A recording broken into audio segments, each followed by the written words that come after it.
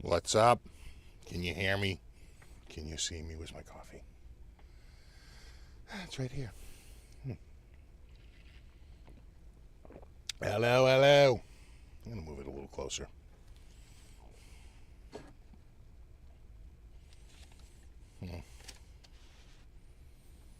Be careful here. I want to spill it.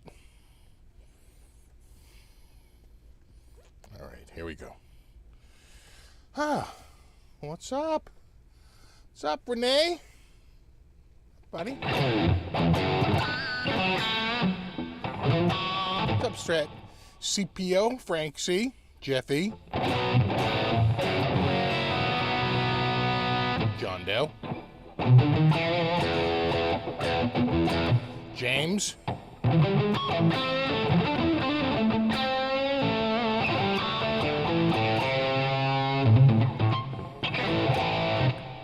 what's up, Terry? John Banks, Juan Blanco, Tonosaurus, Music Sound Gear, Yeti Matzi. Yeah, I went Strat.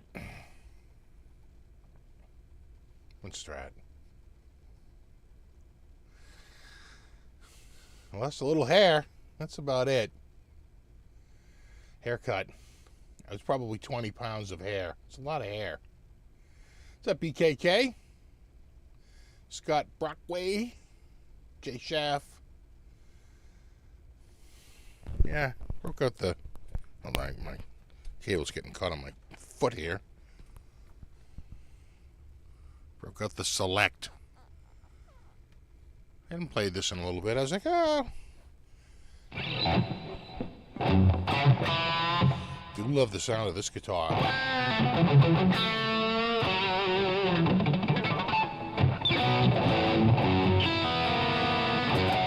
What's up, Kevin, Cushman, Dan? What's up, Rock Nutters? What's up, Tony? My hair is much shorter.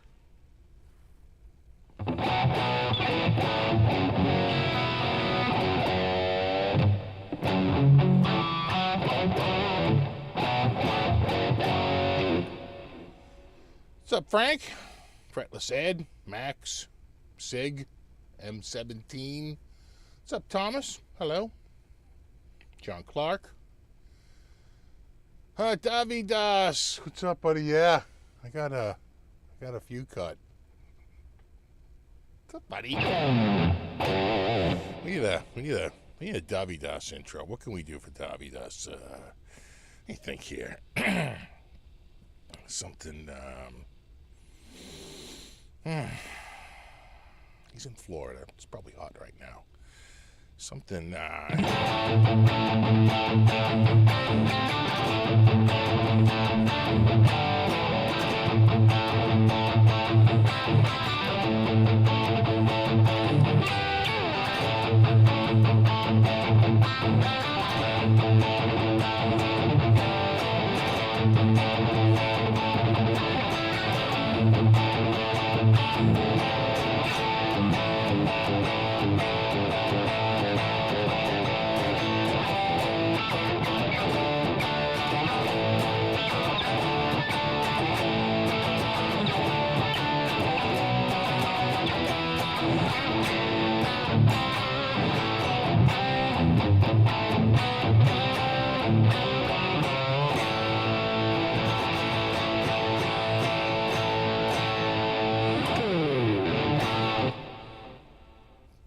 Good evening. You're supposed to say good night. Infinity Apathy foot pedal. Good night.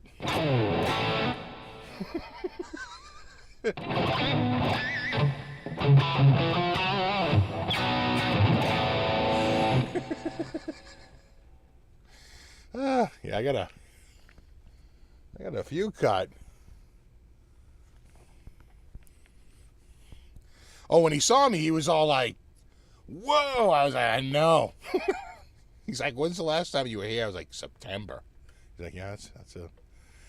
He goes, so are we doing like the regular? I said, do the regular. Just do it. Oh, thanks, Davidas. Little medley. We call that a Tedley.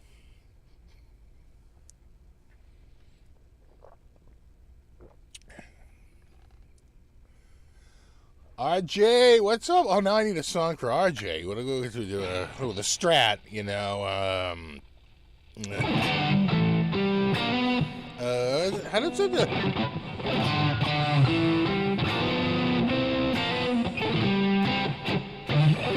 is it here?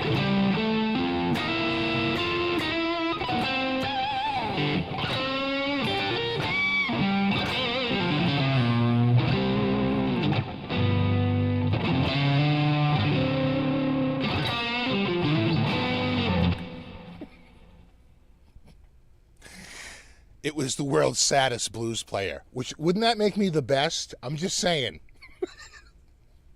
If making the audience cry is the objective, I don't know.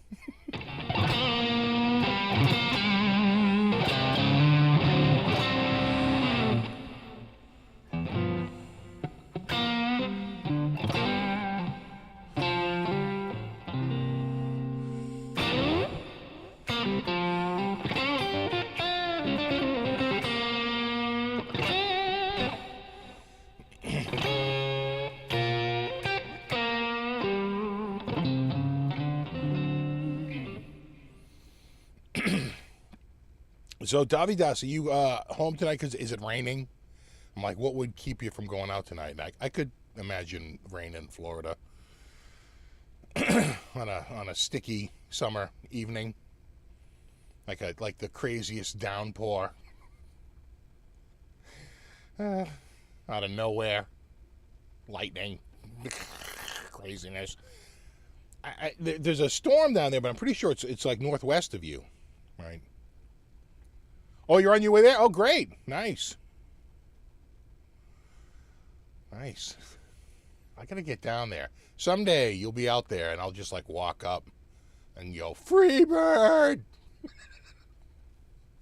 You'll be like, what?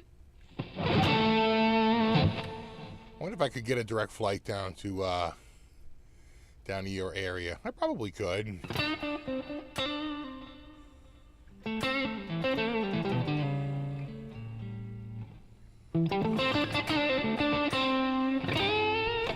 Man. I feel like this is out. Nope, it's just my fingers. I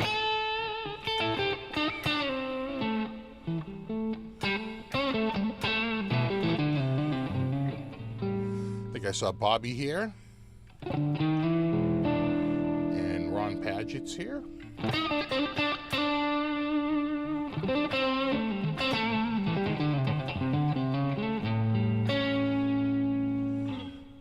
What's up, came from the moon? Though really the UK. Close enough. Right? Wouldn't that be epic? You'd be like, am I dreaming this right now? Where all your dreams will come true. So I see Charles. He is here. So I'm same with Little Rhodey, also here. Ingve's watching again. Stop copping my licks, Ingve. Okay, maybe a couple. Just give me credit. Like this one. That's mine.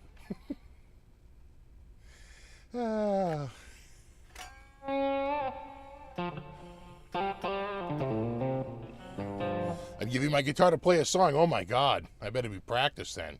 See, that would be like you. You'd be like, oh, I can't. You're like, why don't you play a song? I'd be like, oh, sure.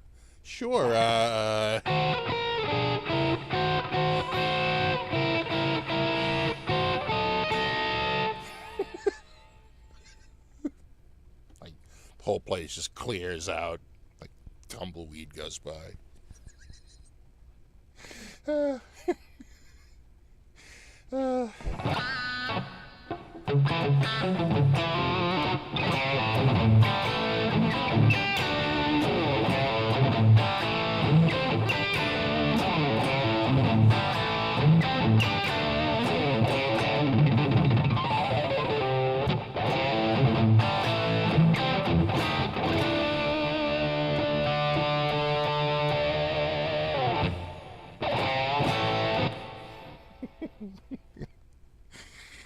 What's up, Buzz? What's up, buddy? Now, this is the Select Buzz. This is actually, this is kind of like the Rarities model. Right, it's a set of like flame tops and channel bound necks. They did one with a rosewood channel bound neck with a maple, I think it's a bird's eye maple or flame maple inlay, and the neck is solid rosewood. And that's a quilt top actually. So and with the clay inlays, this one has the oversized like 70s dot, and that one has the small headstock. This one obviously has the big one. So they made them like year by year. This is the 2013. That other one's a 2014. They did the cedar one, the cedar body one in 2015, and that was it. It was like a run for a few years. And the Select. See, it's got the little badge on the back right there. And they put like a crazy nice neck on it, you know. They flame it up. It's all flames.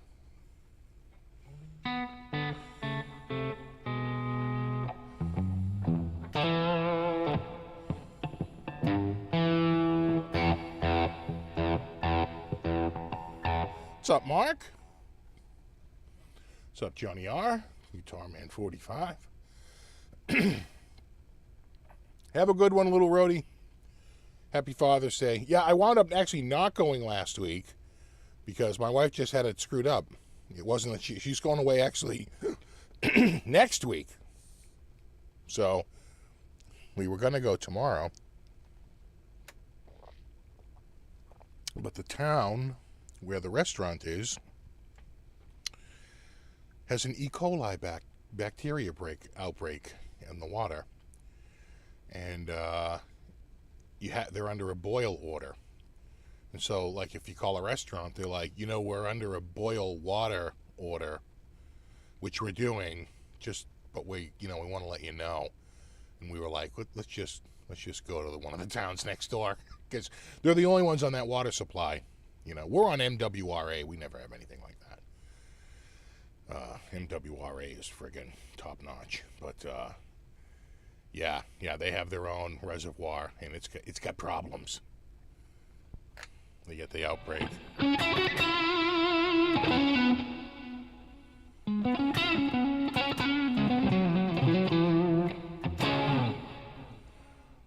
Hey, what's up, Landon? Does your channel bond have rolled edges? Yeah, very rolled. The super rolled edges, yeah. Yeah. Big time. Yeah, it's weird. You saw it on an Esquire build. It wasn't rolled. I wonder if they're trying to be period correct, but no, this is super rounded.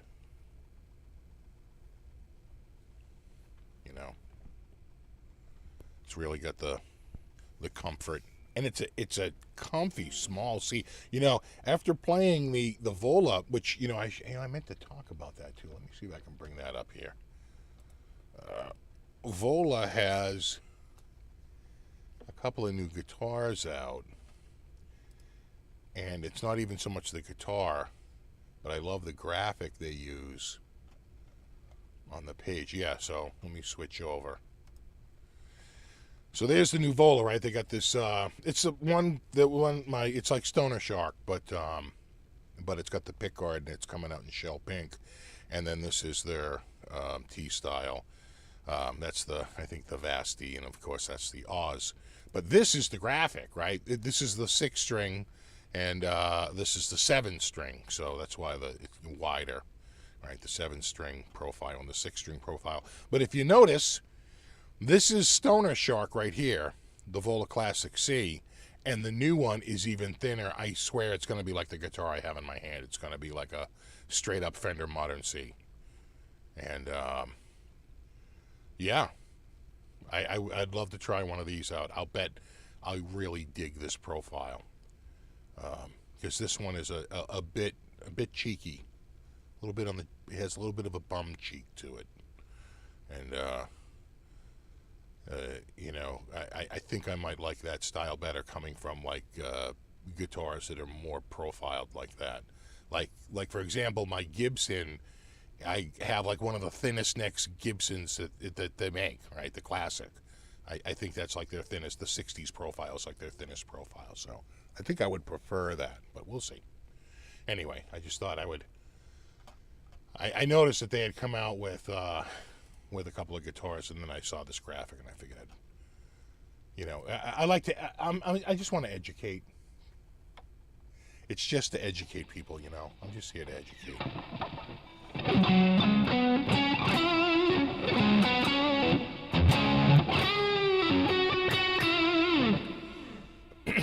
Yeah, it's not neck binding.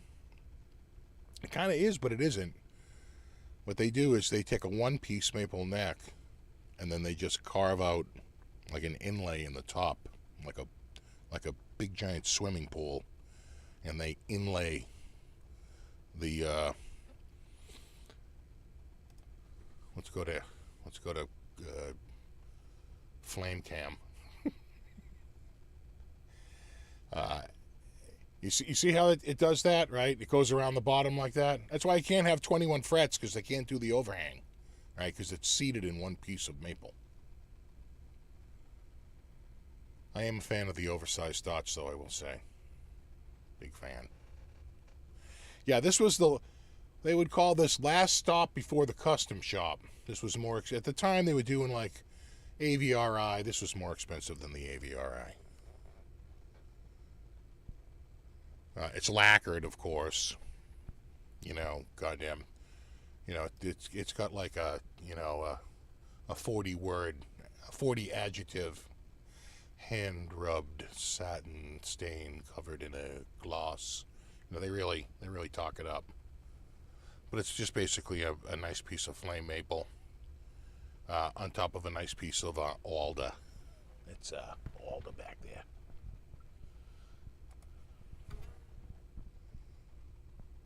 And this is the second one I had. I'd say the first one I had, I think the flames on this might be a little bit more consistent. That other one was, I think, a little bit wider, and they got like a little thinner, right? It wasn't quite as even. A gorgeous guitar, don't get me wrong. But the flames, the bird's eyes on that one were like just insane, just like through the roof. Like the most crazy bird's eye. This one is not nearly as figured as that one was. And I know you're looking at it right now and saying, that looks pretty figured, and it is, but not like that other one was. It's got like locking tuners and, all the stuff. It's like their top of the line model. Before you get to the custom shop. Hey, what's up, Sassy Cat? What's up, Tony Fuentes? All right, so we're about 20 minutes in. We've said hello. Oh, thanks, Copperfield. Steve, happy Father's Day. I'm in Bakersfield. 113, yeah, better you than me. We hit about 82 today, but we had a dew point around 67, which is probably a little humid. Yesterday and tomorrow, yeah, it's like Africa hot, yeah. Yeah, you're right with that.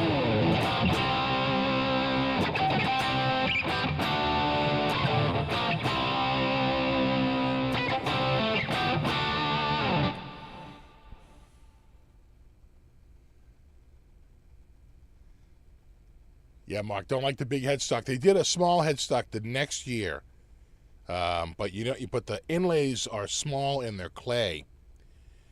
And the top is quilt instead of flame. It's very similar, but very different.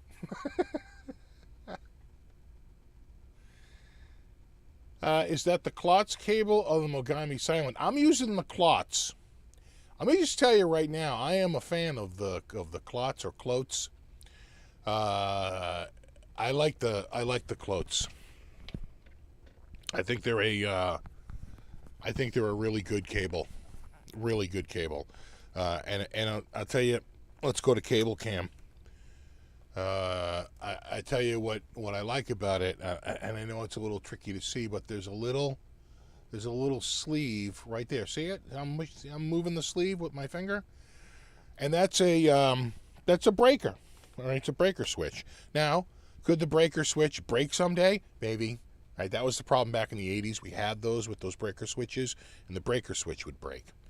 But assuming, I've had it for like over 2 years now, and it still hasn't broken, and I use it a lot.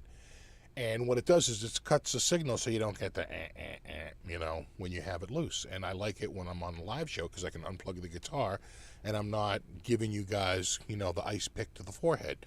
And it's really worked out for like the last couple of years. But I don't think they're... I got that, I think, in a swag bag, right? They were probably one of the German trips. They were like one of the sponsors. And I was like, damn, these are good cables. Yeah, I'm still using THU. I'm using it right now.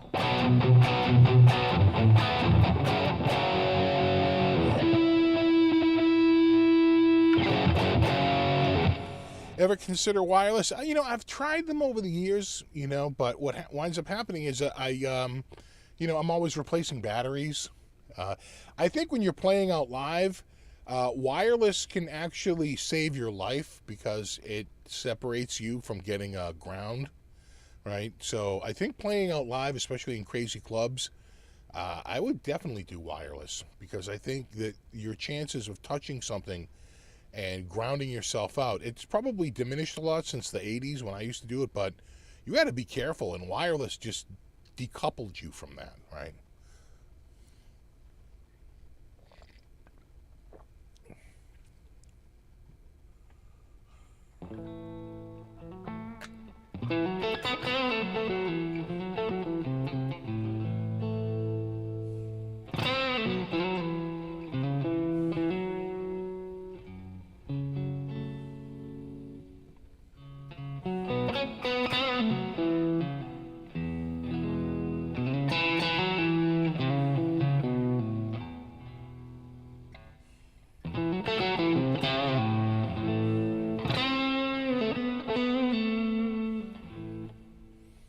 Is that a patch? That's a good question. Is that a patch from...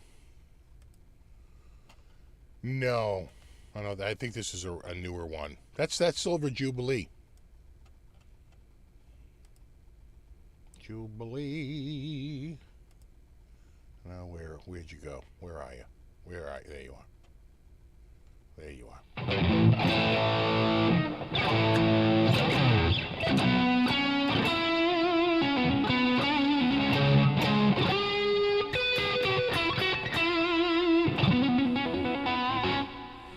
Yeah, I've been shocked from mics before. Absolutely. I remember like going up to sing and like, oh, it was almost like a bolt of lightning.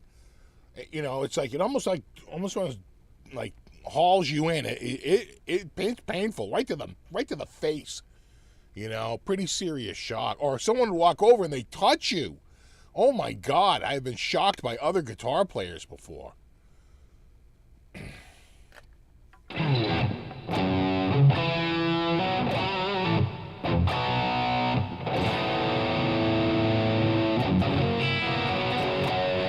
All right, so let's get into the main topic because I like to get this out of the way early, and we're already like 25 minutes in here. So let's just talk about it really quickly. I took a couple of notes. I have some notes here. So Origin, if you don't know anything about this, there's a couple of effects companies out there, or you know, they're companies, right? But I think it's an effects pedal, and Origin Effects came out with something that uses the word revival, right? It has revival in the name. Let me just get to the...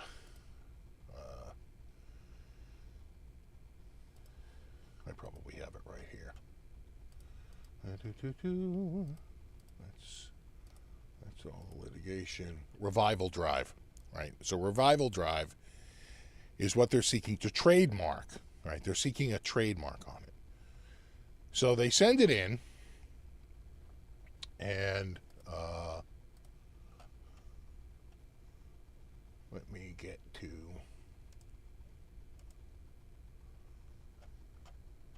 here. All right. You see this? Right? It goes from the bottom up. The newest stuff is at the top. The oldest stuff is at the bottom. All right? You dig what I'm saying here? If you look at this application, they file for the application on June 10th, 2018, and they go for it. Now, at some point, they get an office action outgoing. If you don't know what an office action outgoing is, it means that it came in, it got assigned to an attorney, somebody's going to look it over, and they either record it or they push back, right? And so I'm trying to think of where.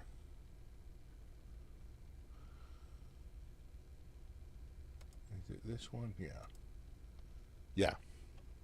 So they push back. They get a note back on October 6th, 2018. And this is from the government. This is from the United States Patent Office. And they say, look, we've reviewed, right? The referenced application has been assigned to a trademark examining attorney. And this is his response or her response, right?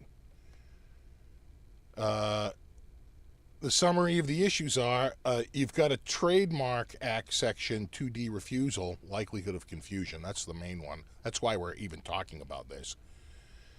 You've got an advisory for an earlier filed. They cleared that up, a conflicting application. The application is unsigned. That is stunning to me. Like, who files an application and fails to sign it, right? It just... it's stunning. And then there's an issue about the identification of the goods. All right. So, and they go through all the reasons why, right? They break it out in all the reasons why they're not going to allow it. And they basically say you have a similarity to another mark. We did a search, right? When you go for a trademark, your attorney is supposed to do a search and find marks that look similar to your mark. And they usually come back to you and say, look, I found other marks that are kind of like your mark. So, there's a chance that this is going to be refused as being too similar. Just so you know, right? That, this could get pushed back. Because that's what the government does. They go through and they look to see, is there anything even close to this? And they look up the name and they see if there's anything close. And they say, yeah, Revival Drive is kind of close to Revival Electric. And they say it doesn't have to be exactly the same. And that the first word, right, consumers are generally more inclined to focus on the first word, the prefix or any syllable, right, in a mark. And they have all this case sites to back it up. It sort of reminds me of the Daddy's Junkie Music Store case. All right, if you may not know that case, but I forget where they moved. It was either like Indiana or it was like New Jersey. I forget. They were expanding. Okay, Daddy's Junkie Music was a retailer around here, and they expanded out there. And somebody else came out with Daddy's Music. They just got rid of the word junkie. And they argued till they were blue in the face. It's not the same. And the court said, well, the first word's the same. And, we sort of call it by shorthand daddies, right? And therefore, and they even had cases of actual confusion. The reason why Daddy's Junkie Music knew about it was because people were calling them looking for Daddy's music. Okay? You dig? Right? Actual confusion, not a reasonable likelihood, but actual. So, it doesn't have to be exactly the same, right? There's whole case law, out there about that. And they basically said, it's close enough, and it's too similar, and we're not going to allow it. And then they say, the similarity of the goods. Well, they give all these reasons. And then they say, you had an earlier one for Tone Revival, and basically, what they're saying is that I forget if it was somebody else might be filing for Tone Revival, right? And so that could be a problem, right? Someone else's application predated yours. Your application is unsigned. There's a problem with the identification of goods because you see this pedals for use and all this crap here. lawyers sit there and they like freak out about this stuff, and they try to come up with every word. It's for guitars. It's for, 6-stringed instruments with pickups. They like they go out of their minds trying to like figure this stuff out. So anyway, they, in this case, these are all the reasons. This is the actual document, right? And I would urge you, the case ID is right here, 880-31419. Again, that's 880-31419 if you want to look up the case yourself. Don't take my interpretation for it. I would encourage you to go look at the and they have a whole bunch of attachments and all that crap. We're not going to get into that. Anyway, look at the date, which is in red. Right, it's it's November 6th. Sorry, Europe, that's not June 11th. that is absolutely November 6th. And so then they get an examiner's an amendment. They replied to that, right? If you look at the right response to office action in April, they get 6 months to respond. So in April, they get it right in November 6th, and then on April 10th, they respond. And after their response, they get an examiner's amendment. Okay, now this is, and I'm not going to lie here, the government is going to screw up here. Okay, just I'm warning you right now. There's going to be a government screw up. Yeah. Okay, just incompetence on the horizon. Just be ready for it. Okay. What happens is on 5/24/2019, the examiner sends to Origin. They said the applicant has, filed. It's an amendment, something for use, affidavit of use filed. Right, be withdrawn and outlined below. The following refusals and requirements raised in the November 6, 2018 office action have been withdrawn, satisfied, and obviated. Okay? You follow what I'm saying here? They're sending them a letter saying the following things that we were upset about have been either withdrawn, satisfied, or obviated. And let's go over them real quick. Number one, right here, the trademark refusal withdrawn.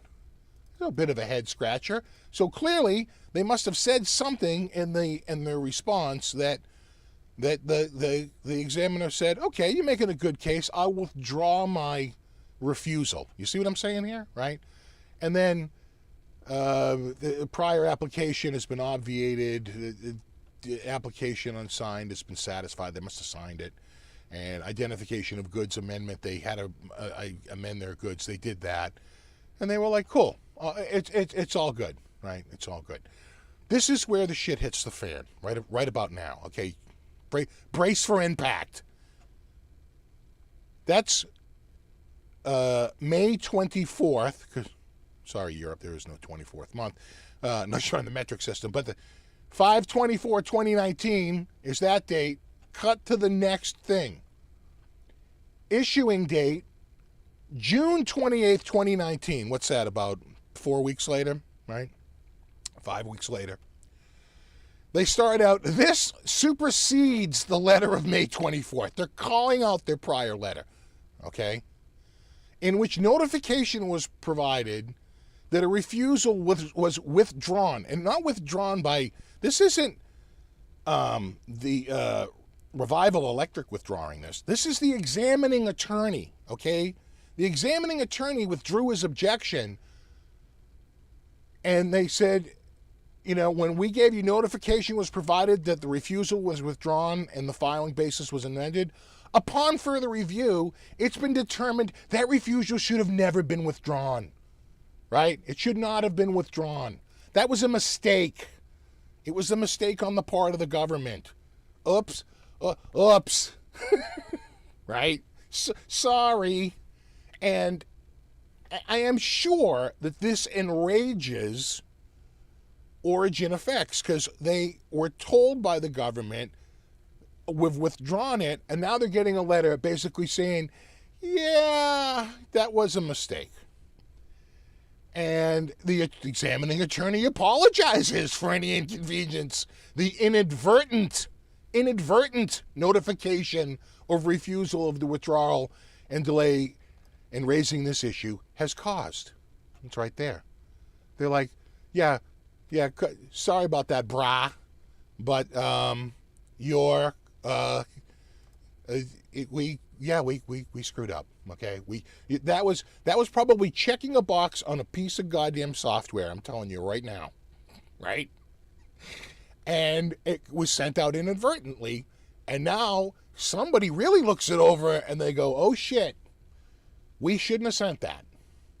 So they send them this letter, which, as you can imagine, doesn't sit well with Origin Effects. I cannot stress this enough. This has nothing to do with Revival Electric. This is all between the United States Patent Office and Origin Effects. That's it. This isn't like, and I got to be clear on this, this isn't like they got a cease and desist. You see what I'm saying? That they're being sued for trademark infringement. They're trying to get a new trademark, and the government's saying, there's another one out there that's too close. Too close for comfort. We don't like how close it is. And you know what? We screwed up and told you we withdrew it. Oopsie, we didn't withdraw it. We're still claiming that basis. Are you with me so far? Okay? Are you with me so far? Okay. Now. What's going to happen with this case, with this mark that they have filed, is it's going to be denied. And they don't want to have to be in the case of denying it, because then they can't bring it again. It's sort of denied with prejudice. What you do is you get somehow that other mark canceled. That will put this case in what's really called a stay, right? But they call it a suspension. So this, right, there's a stay placed on a case when another case is pending, and the outcome of that case has a direct effect on this case. You see what I'm saying? So they suspend this case. All right, you following me so far? Because they file this case, a cancellation. Okay? I love the way you spelled mistake. Thanks, Buzz. I could. Okay, so here you go, right? So here we go.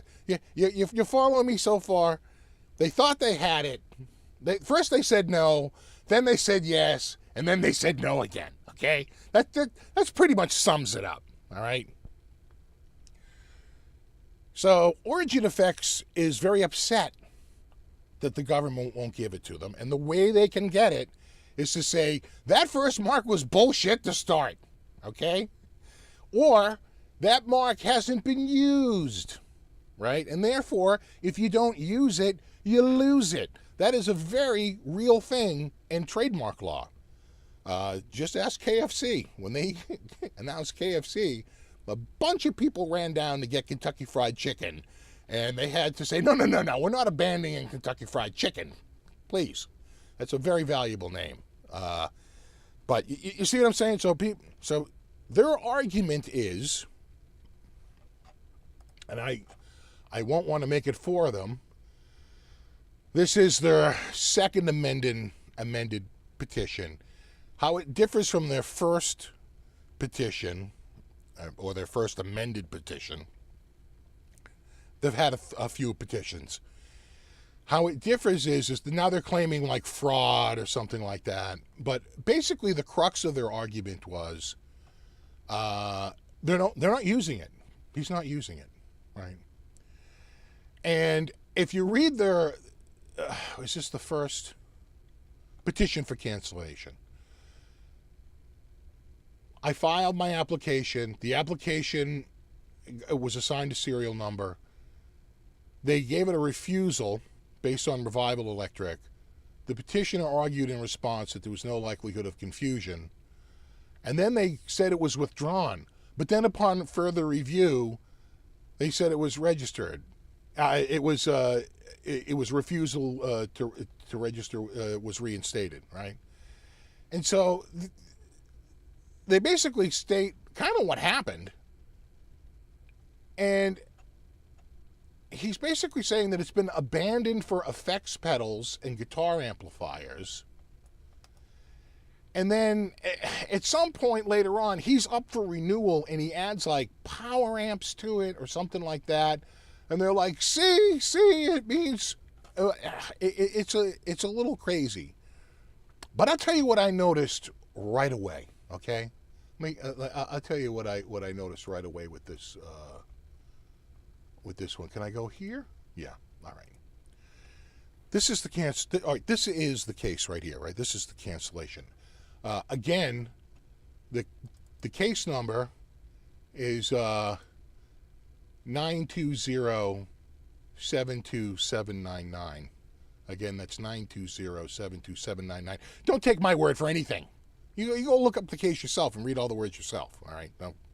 Don't let me interpret it for you.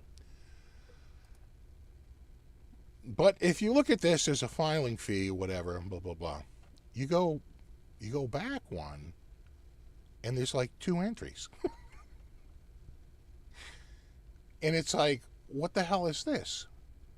And you click on the second entry, and I don't know if this was a mistake or what happened here. But this case was filed twice, and they threw it out. The second case, they threw it out.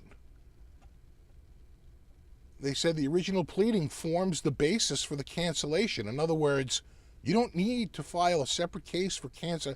It was just weird. It seemed to be like a little bit of like a procedural screw up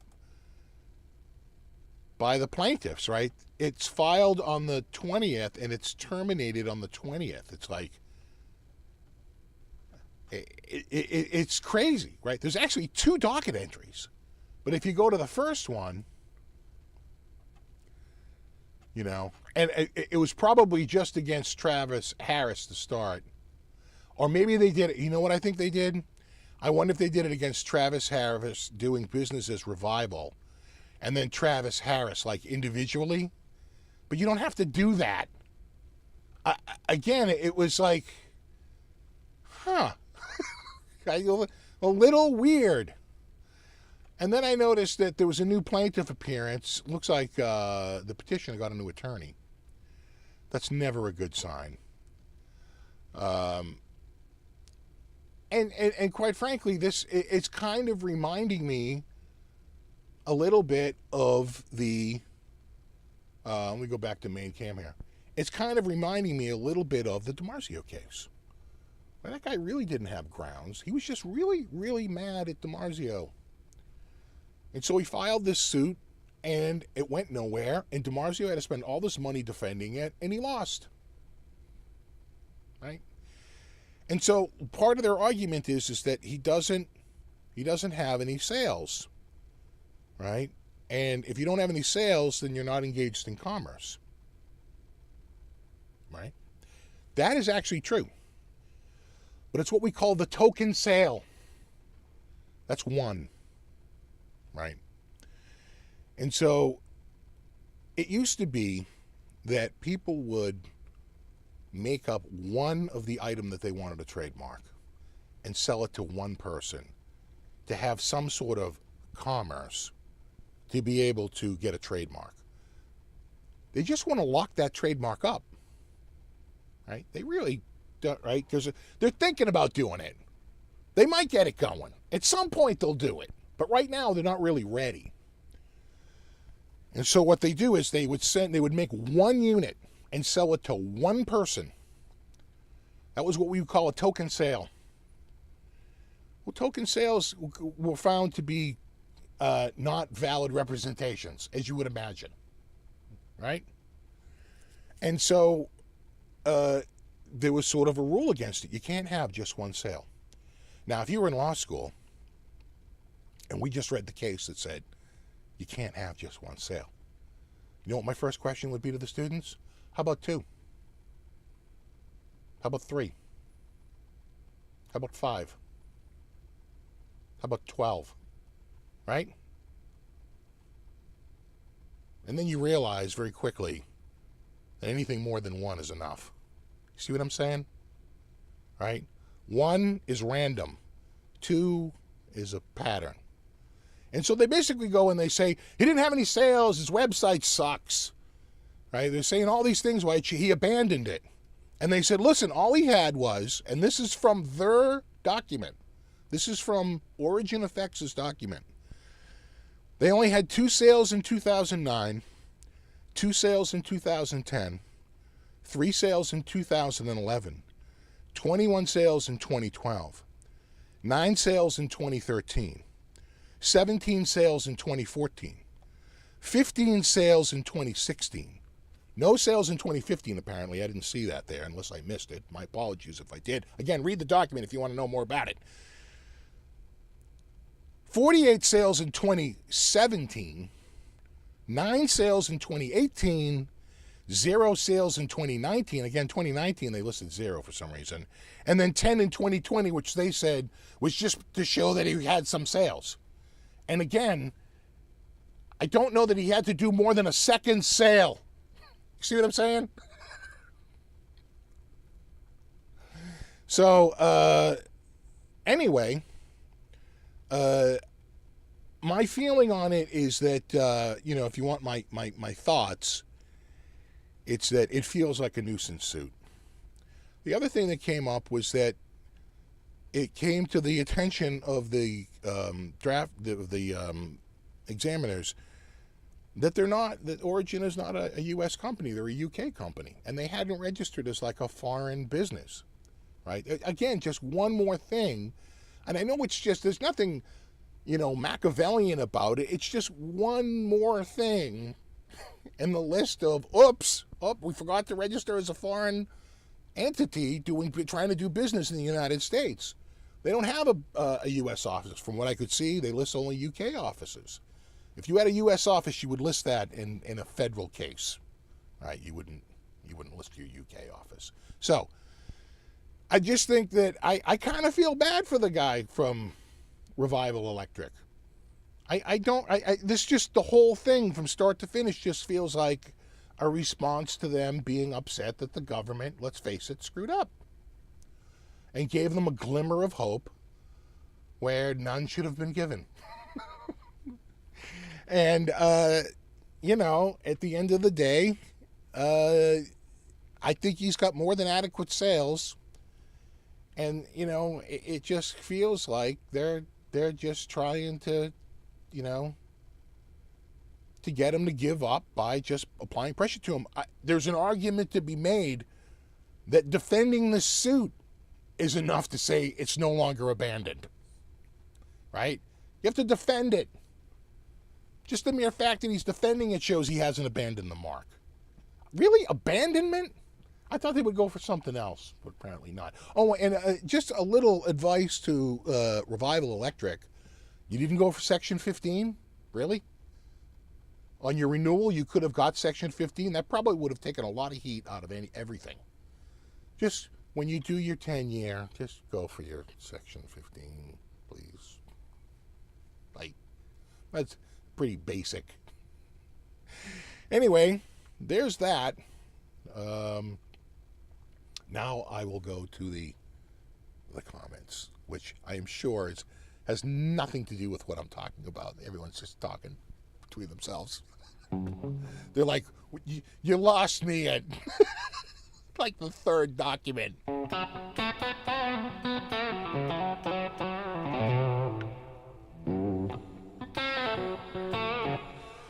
Check KDH, he's got more facts on it. No, he doesn't. I watched his video. He's got the exact same stuff I have. Literally.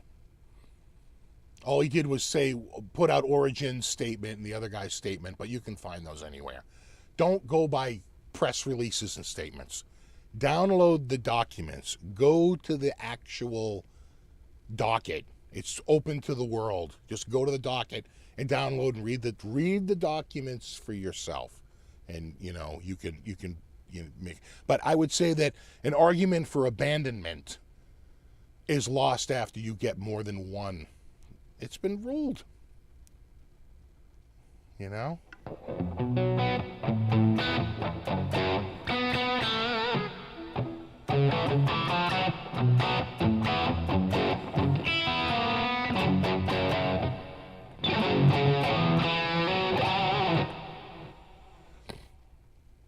Yeah, it's a nice strat, huh? I love it. I have a little dent here? No. I hate that.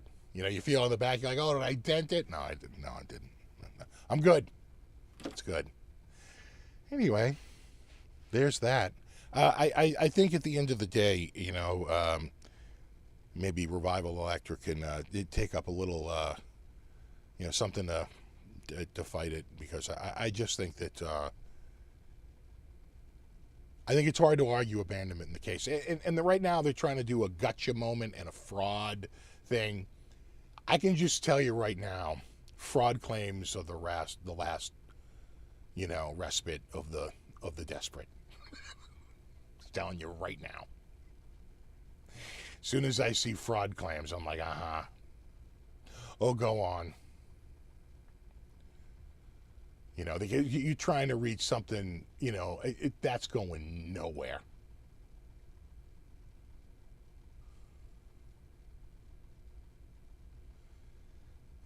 Yeah, my ears are a little lower, just a little bit. I got a few cut.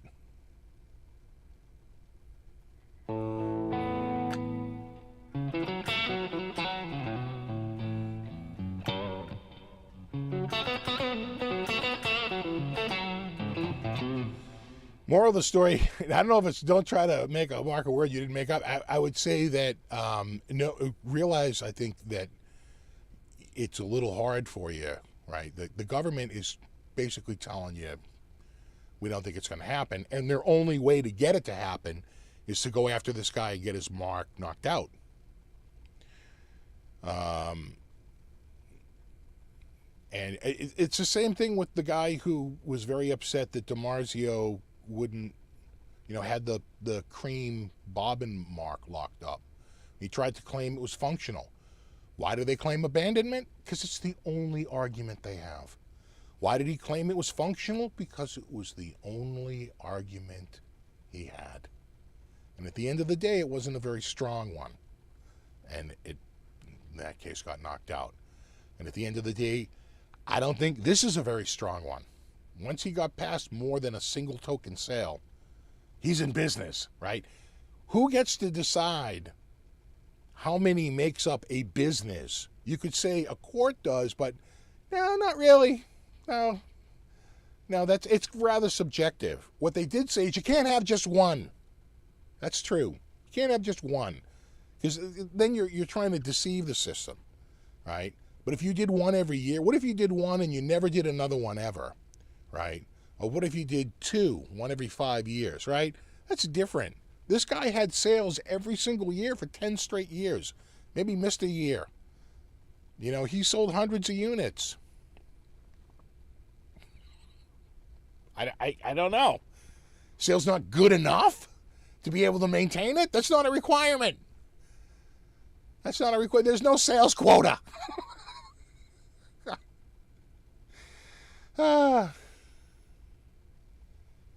Anyway. Yeah, my haircut released my brain waves. Do you even law, bro?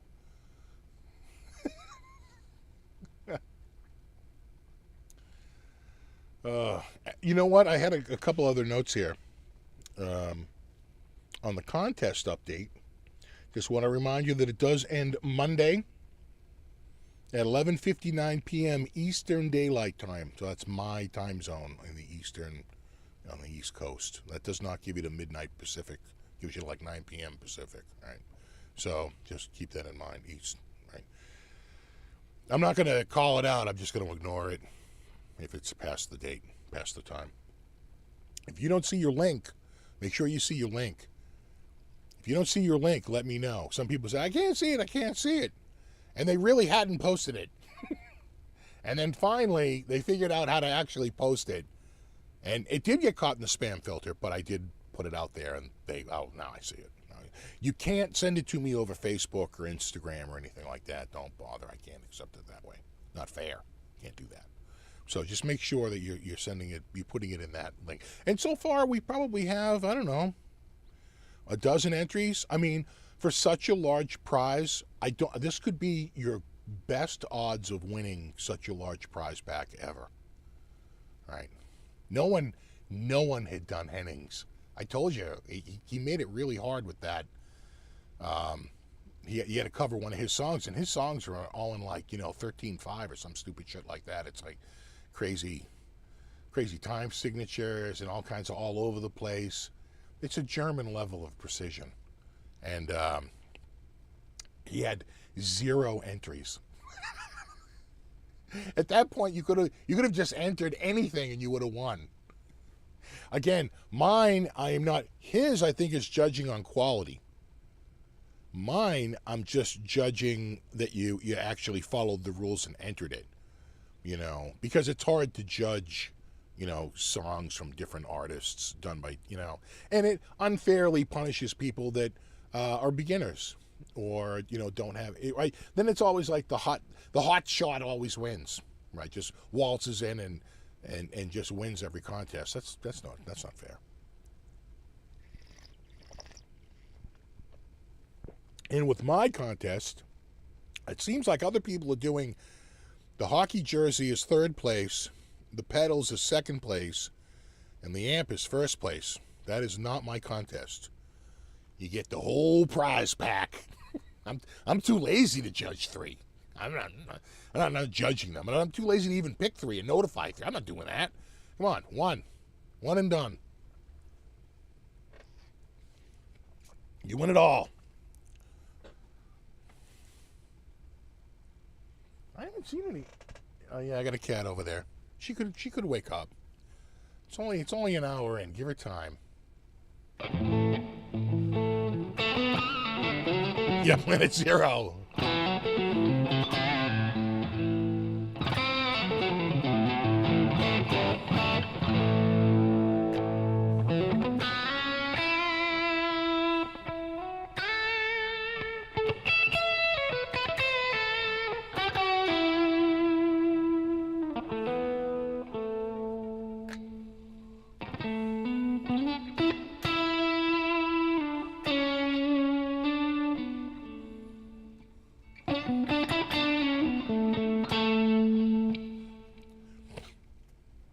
Show you you ever hear of the Maha Vishnu scale? It's pretty cool. It's basically, you pick a note, right? Let me turn this like that. You see the better? Yeah, like right there. And you approach it by the flat 7 below it.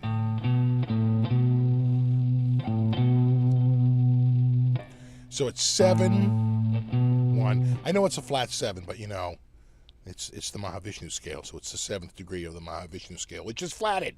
So whole step. Then you jump over here,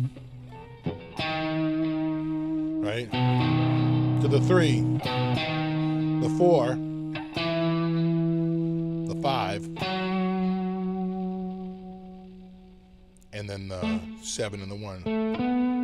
So it's basically like a Mixolydian scale, but with you omit the 2 and the 6. I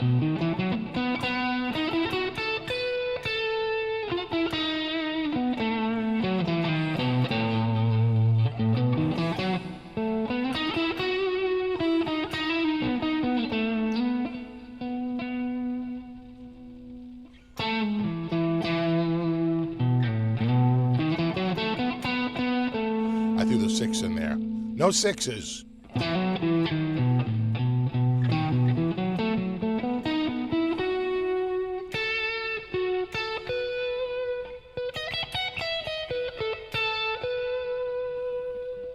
Dig?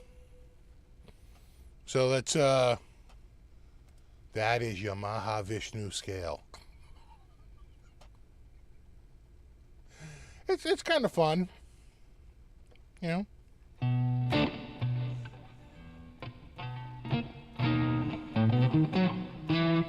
Would be.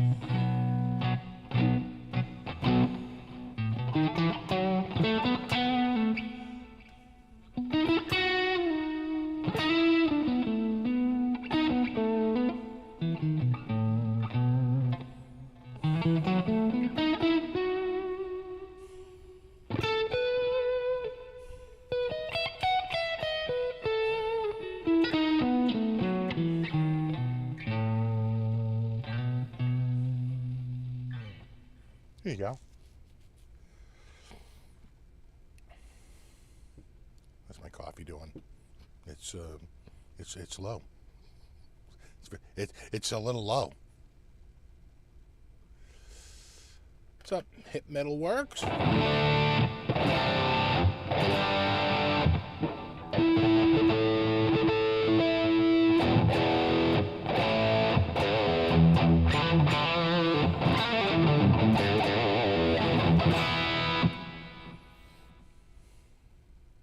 Yeah, and then you could really expand that with, like, you know, bends, you know. But, of course, I would recommend bending in tune.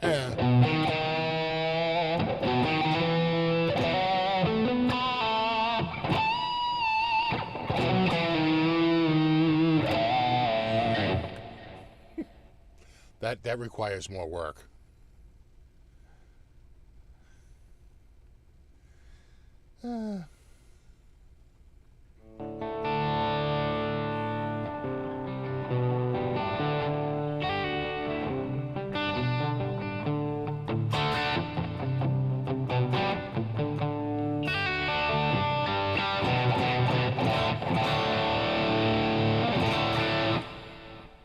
Favorite pickup? I don't know if I have a favorite. You know, would I ever purchase a Jaguar? I tell you, I think. Now, see, I forget if it was a Jaguar or a Jazz Master, but Tone King got one of those. It was. Geez, I forget now. But he got the select one. They made a select one. Channel bound. I was like, okay. What's up, Mitch? What's up, Metalhead?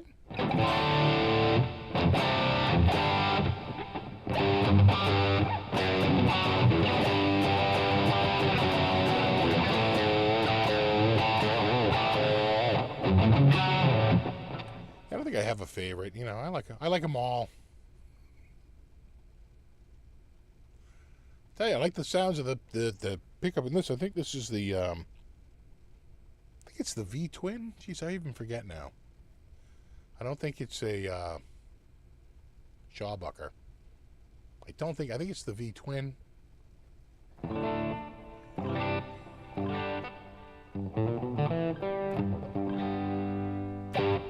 getting older. 20-watt amps getting louder. I swear, no. I think they are. Well, I think they're probably getting a little bit more efficient, right? Figure out how to squeeze a little bit more volume out of them. Maybe speakers are getting more efficient. I don't know. What's up, Browns fan? Okay, you got a Marshall Code 50. I like the, you know, the modeling amps. You know, just for the sheer number of, you know, like my PV Viper or the Boss Katana, you know, just for the sheer number of tones you can get out of them. Where did I get your Skull and Bones Steel guitar? That was, I didn't buy that. That was from Tony out in San Diego. You know,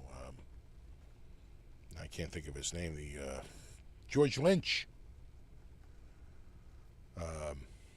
Tony Fuentes, you know, he's got a channel like sort of dedicated to George Lynch, and he, you know, obviously George Lynch played one of those, and he sent me one. And then I just stripped. He sent me a body which I stripped, and And then he sent me a whole guitar. And then I was going to take the parts and maybe use with the other one and paint it and all this stuff. But I just finished like a big project over in that room over there. I got a whole bunch of stuff going. It was huge. Monitors going. I got keyboards going. I got a whole bunch of stuff going. And I still have just so much. I sometimes, like several times a week, I said, could you imagine like how many videos you could get done if all you had to do was like do videos like once in a while, like just a handful of times. You know what I'm saying? It's like if you had the time to actually sit and actually do videos, it's been crazy. This is like the other thing is, and I think it's going to go away. We had some really good weather, and I had a bunch of outdoor projects that had to get done. And there's a huge difference doing it on a crispy day where, it's like 77 degrees and super low humidity versus being out there when it's like muggy and like 90 degrees. So I took advantage of it, and this week did a lot of stuff outdoors that had to get done. Even my wife said, she's like, looking pretty good out here. I'm like, trying. Oh, what's up, Tony? You update your THU and try Super Cabinet yet? I'll try and do that this week. I haven't. God, I've been just away from the computer. How do you like it? I don't know much about it. I'm always wary of that stuff. They make big claims, and then you hear it, and you're like, okay.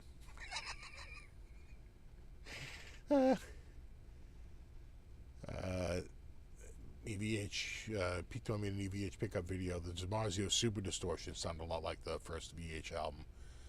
Is that what he used? I have no idea, but I wouldn't doubt it. That was a very popular pickup back then.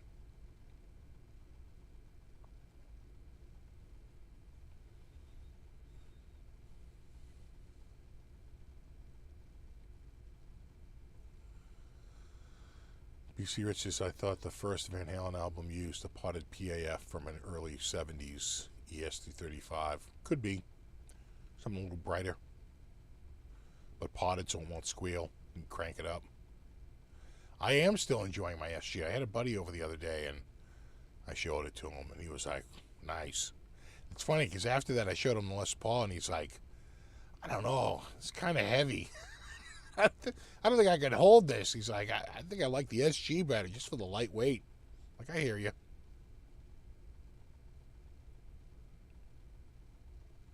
Yeah, now your forearms are covered in poison ivy. Yeah, we don't have a ton of that around here. I've been pretty lucky. I remember we were clearing out around my dad's garage, and we had down in the old house there years ago, and something on my leg, I could see it, and I was like, it was poison ivy. Oh God, it got me down at the ankle. God, it was bad.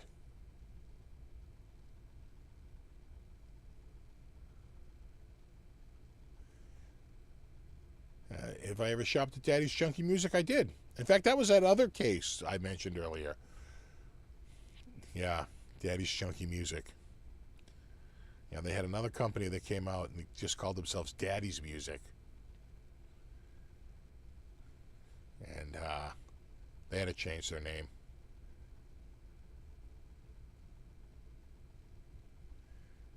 Yeah, Tactical makes a good point. Doesn't know if you really need the exact pickup. You can get Van Halen tones from a Helix or an Atomic or THU or whatever. So many ways. And then what you find out, what's interesting is that a lot of times you'll see the original photograph from somebody who put a photograph out. And the original photograph looks like the photograph that you normally take, right? It's like washed out, the colors are crap, right? But then they take it into Photoshop, and if they shot it in like raw mode, they can adjust the exposure. They can do all these things to make the photograph look amazing. And you're like, wow, what a difference, right? Between, and I don't mean like, artificially, cutting and pasting stuff. I mean just like just like someone would do in the darkroom, right? Pushing out mid-tones, right? Making choices as to how to quote unquote develop the image. And the same thing kind of happens. You look at the original and you're like, wow, that's actually pretty bad. Yeah, kind of crappy. And the same thing happens with guitar tones. You realize that it went through some board. Somebody sat there and not just mixed it, and they ran it through all this stuff to warm it up, and they EQ'd it. You hear people EQ drums and EQ guitars. It's like a whole new instrument to fit in the mix better. It's like very different from what was from what you would hear if you were standing in front of the amp at that time, right? It's just there is no good tone. It's just a mirage on the horizon.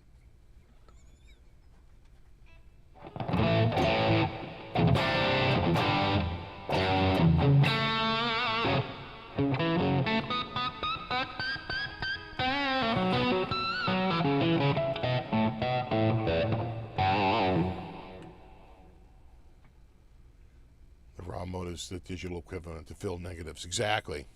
Right? You shoot it raw, and then you can expose it after the fact. As long as your meter gets close, right? When I broke my leg, they had that tech for the X-ray machine. It's probably like a $100 million digital X-ray machine.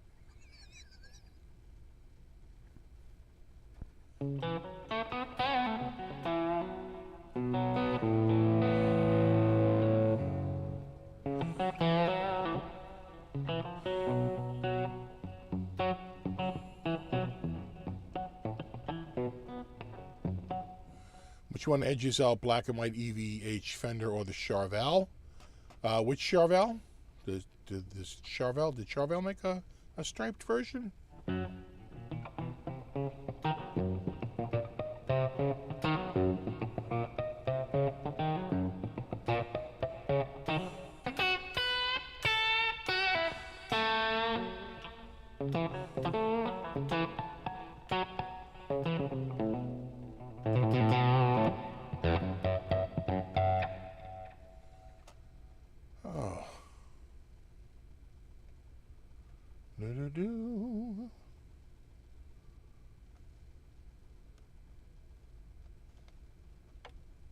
Checking my little thing here.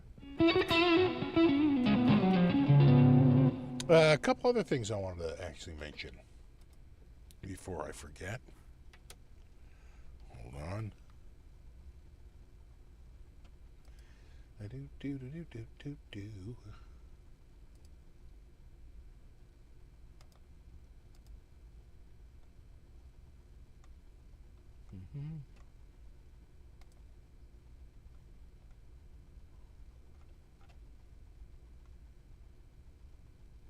Yeah. Let me see if I can bring this. You hear me? I feel like it's a little away from me.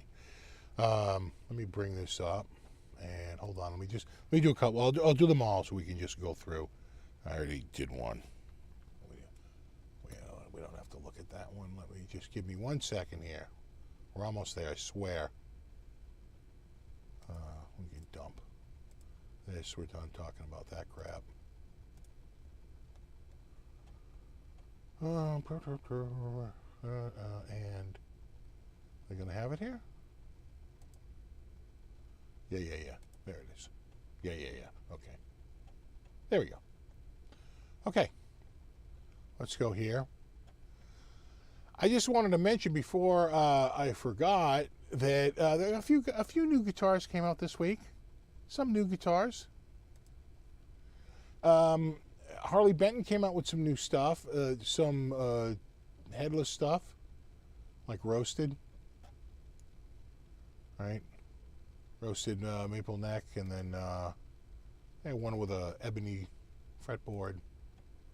Right, a couple of new little part of the Dullahan collection. Right? Yeah, I think that's right. Right. Yeah. Right? Kind of cool. Roasted flame maple. I wish they had a closer. Show more images. Oh yeah.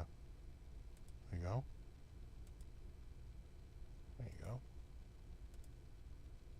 images.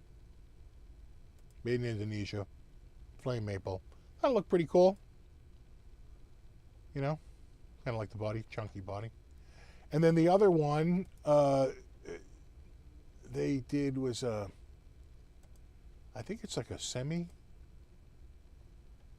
Yeah. Like a frost flame or the Bengal flame. It's like but it's a flame. Right, it's like a flame maple neck. Kind of cool. Like a semi-hollow. And new. Nice looking flames though, huh? Nice flambe. Pretty good. Anyway, that's new Harley Benton stuff. And then, of course, Epiphone came out with the Alex Lifeson Les Paul Access Standard with, you got your Floyd Rose right there. And, if you notice, each one of those saddles has a piezo pickup. So, it's got a piezo system in it, kind of like how Music Man does it for, what's his name there? Petrucci, right? And, oh, look, 2 outputs, right? So you could send one to your electric amp for your regular pickups, and then the other one to your acoustic amp for your piezo pickups. Pretty sneaky. Kind of nice, though, huh?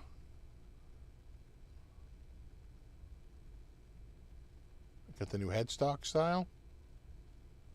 I thought it looked good. And is it the, did they give you an idea of the neck profile? Blah, blah, blah. Additional tones, blah, blah, blah.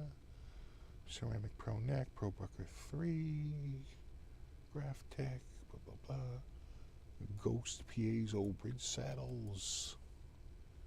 Split coil, Ghost Realistic Acoustic Tones. See, I'm saying Les Paul Classic for 60 years, but it's like it's not the 60 snack. I don't really say. Do they have a spec sheet? No, I guess not. Anyway, I thought it looked pretty cool. And we already talked about the Nuvolas. Yeah, there you go. You know, I like to cover some guitars. You know, what being a guitar show and all.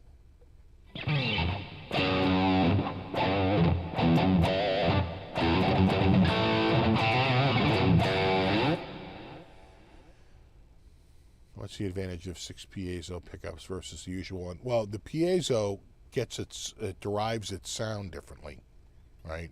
What versus like a standard magnetic pickup? Piezos work by, there's potential energy inside of the piezo, inside the crystal, right? And when you transfer kinetic energy to it, it vibrates the crystal and it releases a very tiny amount of potential energy. Because what happens is like the crystal's like lined up a certain way that's correct, and when you vibrate it, you knock it slightly out of alignment. And I think they're charged, right? One's like a positive charge and a negative charge. And when they slightly move out of their phase with each other, then they create a little bit of voltage. And I do mean little. That's why they all need a battery, right? Because there's not a ton of power locked up in crystals. And you need kinetic energy to release it. So, but it will give you the sound like an acoustic, right? Because you're not breaking a magnet. You derive the sound a different way.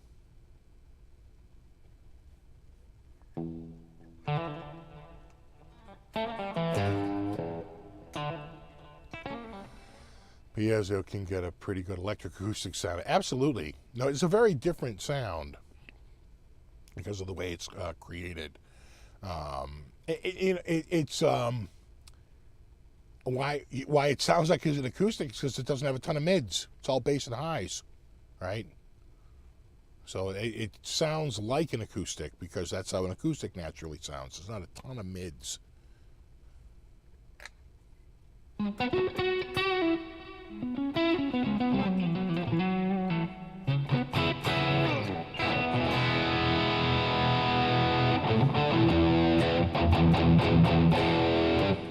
see the new $1,300 Gibson cases? I did. I will admit it's a pretty sick looking case. Though I think there's another brand that makes a very similar case, and it's like half the money. So if you don't need the Gibson brand, you know.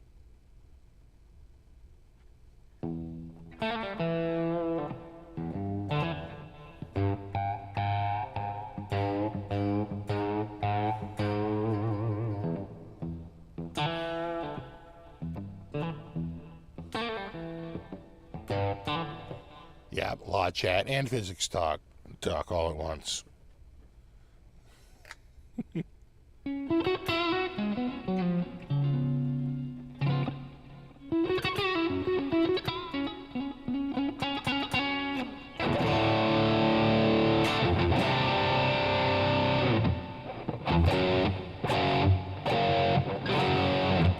There's one other thing that I haven't written down here. Yeah. Let me see if I can get you a link real quick here. I go to YouTube,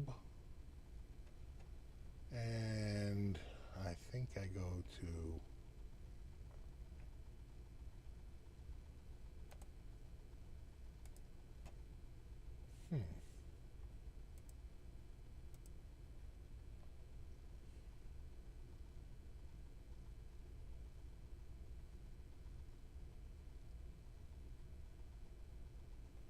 Yeah. Hold on.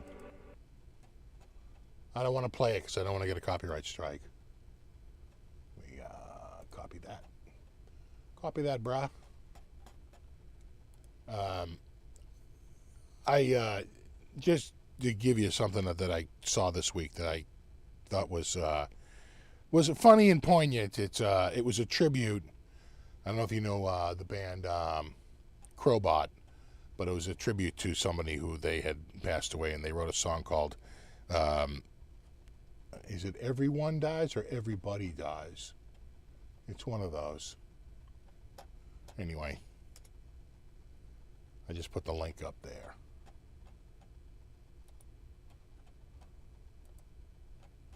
I think it's, let me see, what's right? Yeah, Everyone Dies. Featuring Sticks It In Ya on piano. Hold on, just clearing out some of the stuff up here. Just taking away useless cycles here. Oh, one other thing I wanted to mention. God, I'm glad I remembered this.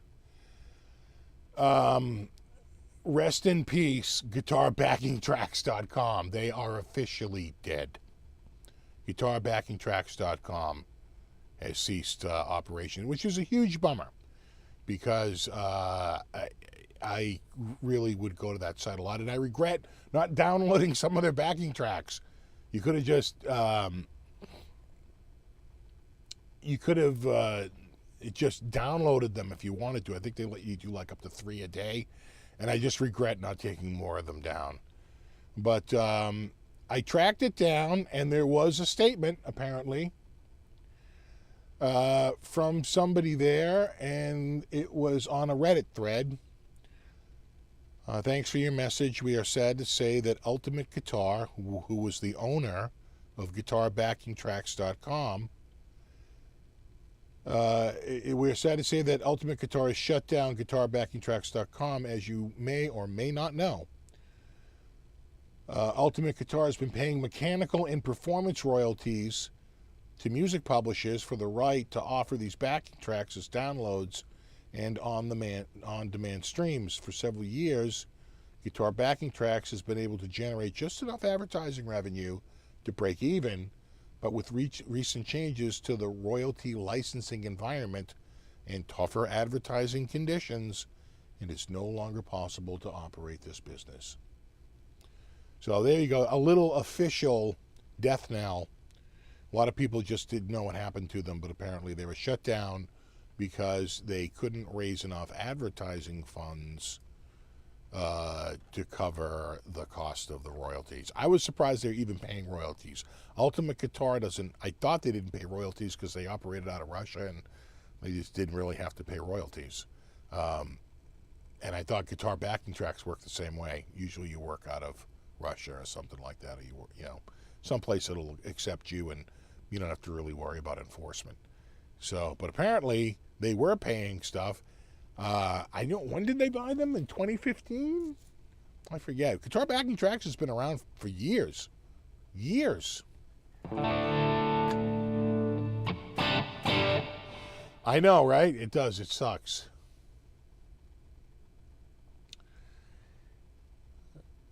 I know.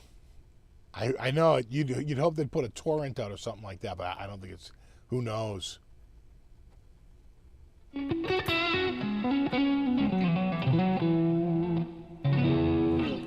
If the site is still up, though, can you still... I don't know if you can... But does the Wayback Machine hold content or just the HTML of the page, right? In other words, when you go to the Wayback Machine, can you actually download a file? I don't think they archive the files. I think they archive just like the images. I don't know if you could get the actual MP3s, right? They were all MP3s. It was such a good service too. I was so bummed. I went there just the other day. I was like, it's not working out there. And I had been there recently. I was like, oh, it's offline, huh? And then I did a little bit more searching, and then I saw that it was gone forever. I was like, God effing damn it.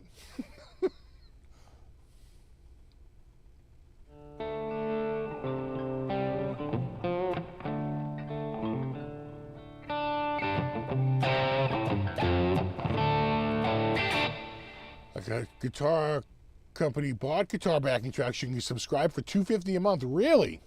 So can you go? Is it the same? Is it the same address though? It's still guitarbackingtracks.com or backing track. I wonder if they just put an S at the end. Now, guitar backing tracks is for sale. It's a domain. So I don't know what they're using. Same address. It's dead here. Well, Guitar Backing Track is the name of the site, not Tracks. I may have been pronouncing that wrong. No S at the end. Just Guitar Backing Track. And the one with the S seems like it's just for sale. But the other one's just dead, just straight up dead. I'm not getting anything.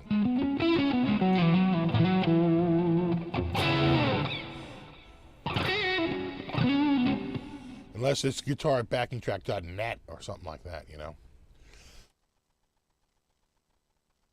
What's up, Scott? What's up, Zim? Yeah, it's just one backing track. Can't call it tracks unless you have more than one.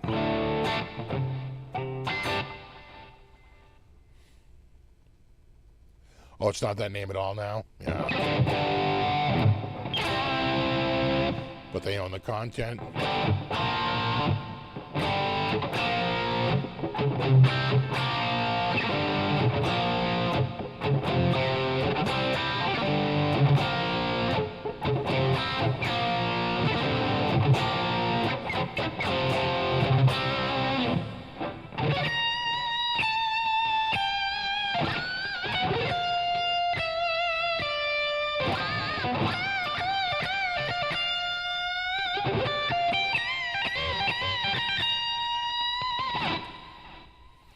When I think of cracking the code, you know, it looks like it's very detailed.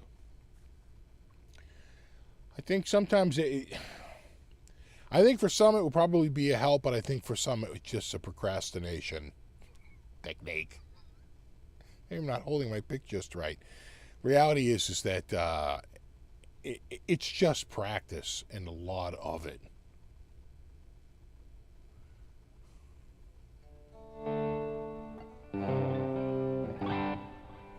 But having good technique, I won't lie, is absolutely a part of it. So if you can get some good technique from it, but I think, you know, the key to any of that stuff is just a ridiculous amount of practice. Like when you talk to guys who are like really amazing shred guitar players, you find out that there was a period in their lives where they played guitar like 12 to 18 hours a day. Right. It's a lot of guitar playing. I don't think I know Inagata Devita. I don't think I ever learned that. I don't think I remember that one.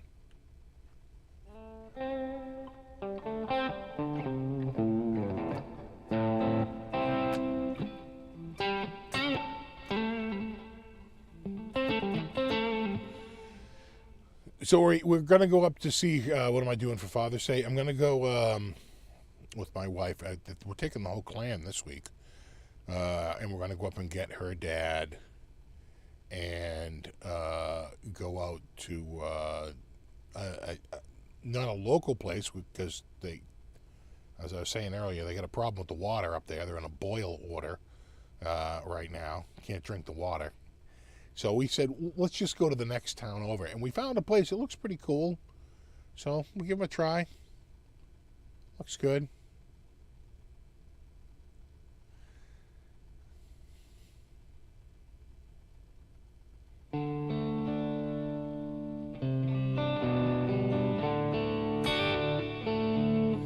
Yeah, 10,000 hours is 40 hours a week for 5 years.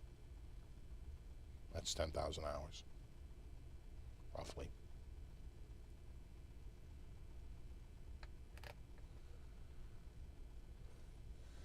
Red Shell broke his right collarbone. Did he dump a bike? How do you break your collarbone? That sounds like a bike, like a motorcycle dump. Did he dump a motorcycle?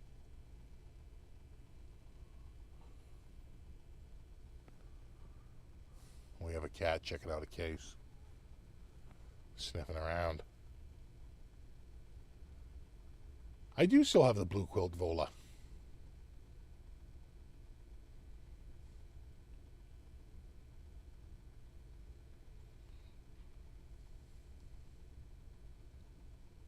I just sent back the black one. I got Stoner Shark right there, but the blue one. But the black one I just tossed back in transit, so the black one is gone. Oh, mountain biking, same. Yeah, that'll do it.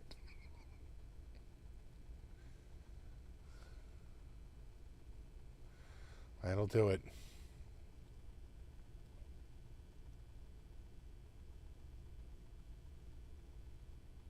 Yeah, that's a shitty bone to break too.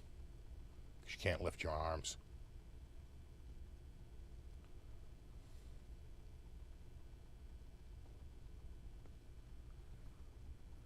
What am I feeling back here?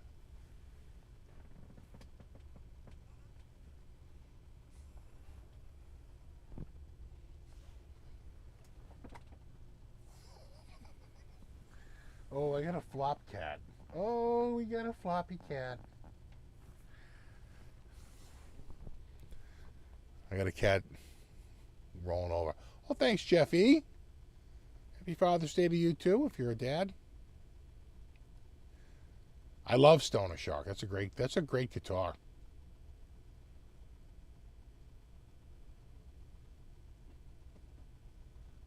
Yeah, the blue quilt may be never going back. So something will come up and they'll be like, "Hey, we need that for a show." And I'll be like, blue quilt? Oh, I remember getting it.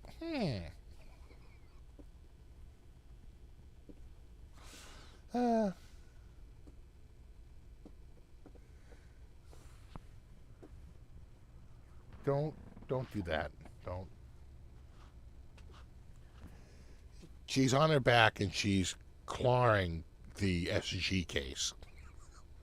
Like, you don't do that. What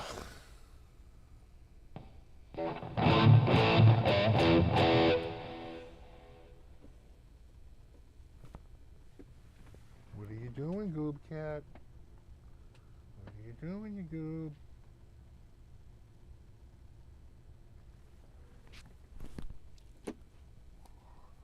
Hold on.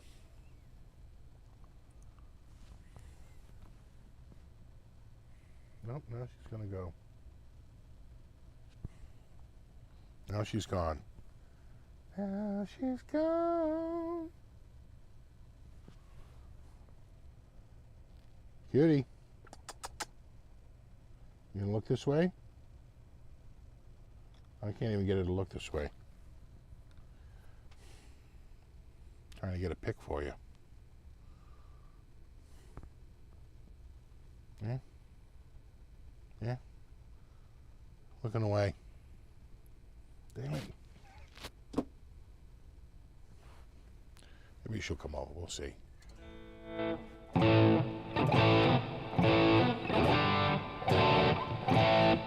Older now, I try to practice 6 to 8 hours a day during the pandemic. Gave myself some really bad muscle problems, yeah. Yeah, you got to take it slow, especially when you get older. You know, yeah, we're probably not, you know, definitely not built for it. And probably give yourself, you know, arthritis or something, right? A tendonitis or bursitis, one of those itises.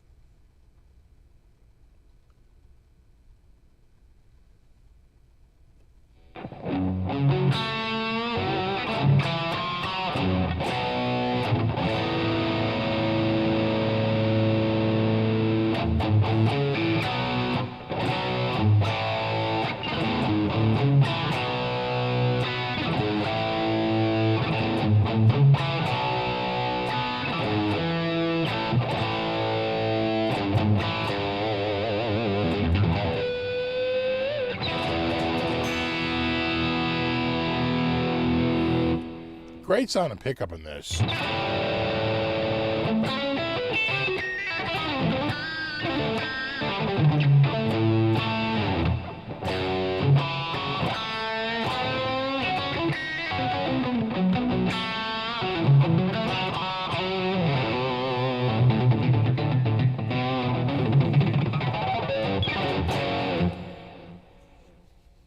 that. I like the sound of that.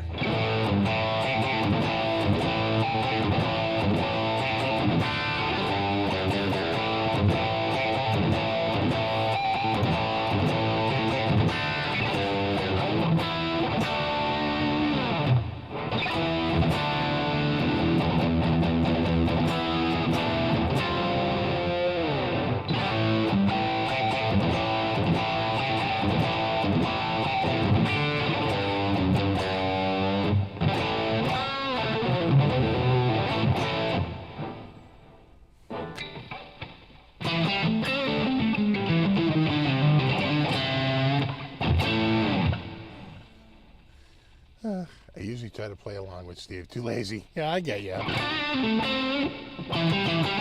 I tell you, I get lazy when it gets super humid out. It's like I don't want to do anything. You know.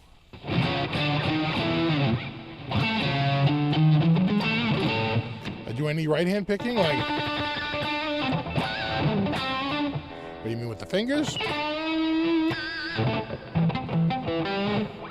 A lot of times when you hear me, I'm not even using the pick.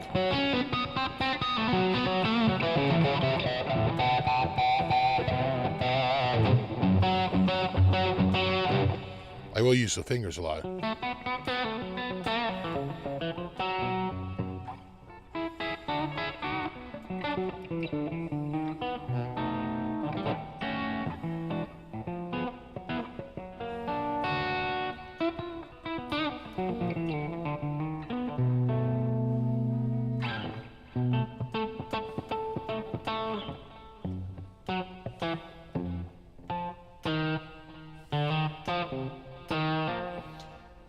I do a little finger picking. I don't really do much in the hybrid. In other words, I'm either all pick or all fingers. I rarely combine them.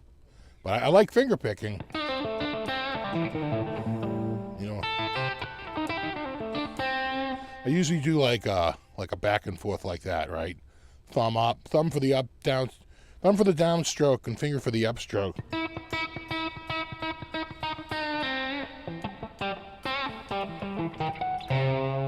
Get the harmonics.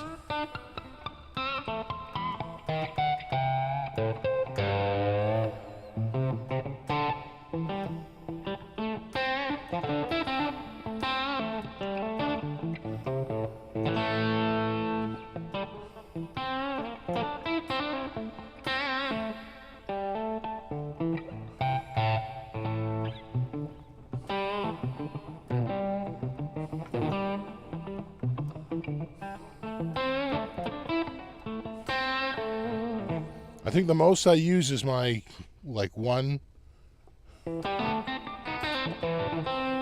Like, the second finger I'm using to hold my pick. It's really thumb, finger, and third. I don't even really use my pinky. And it's like 90% thumb and finger, index finger.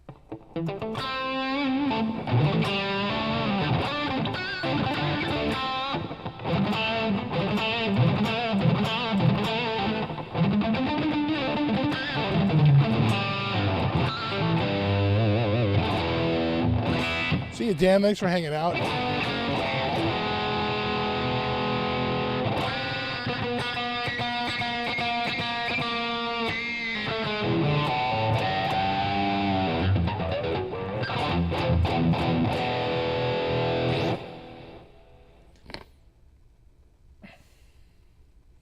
Your lessons never taught classical style. No, I never really did classical, like real classical, like full finger style. Never did it. Nope. The verse to walk this way?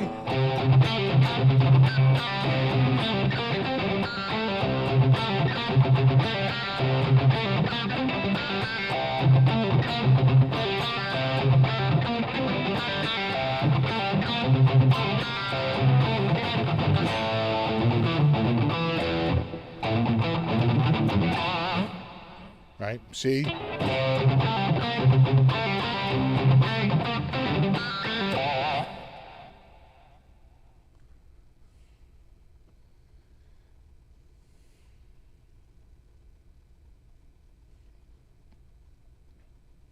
Yeah, it's tough to find ESP for like less than $2,000.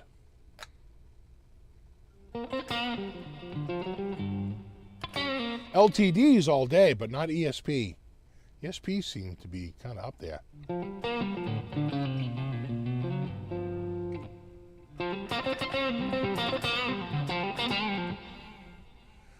ESP Japan is really now E2. Yeah, right. Yeah, $18.99 and $2,100. Yeah, that sounds about right. They're up there.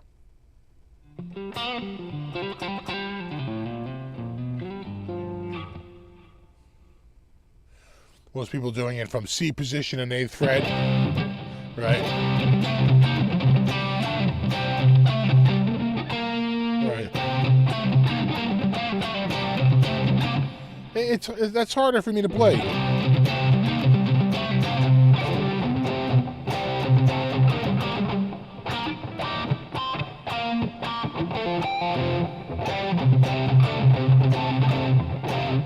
It's easy to play it here.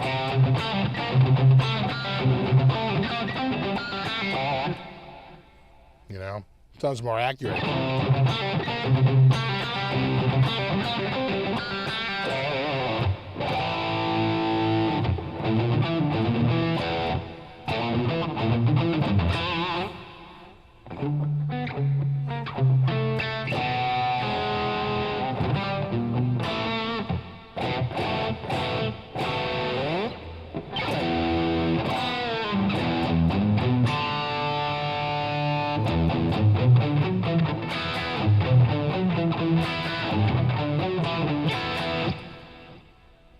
Yeah, there was I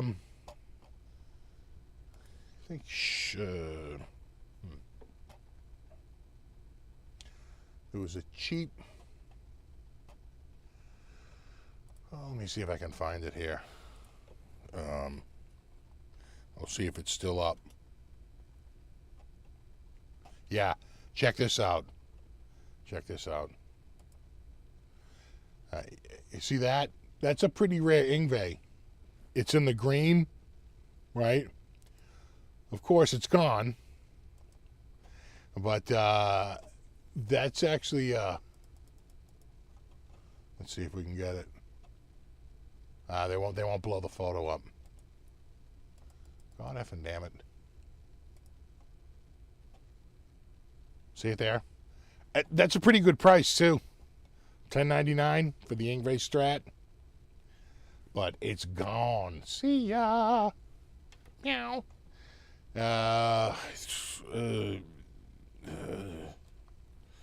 Super. That's close enough. Yeah, Sun Daily Super Shredders. They got the matte black. Right? Because I want it with the and then someone sent me this listing. I'm like, this is going to be showing up soon. Hello, kitty. What do you want, hon? Huh? Oh, you're a gooba.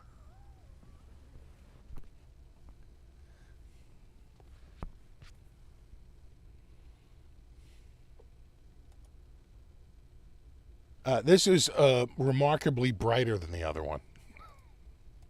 The thing is do you go super bright or maple fretboard.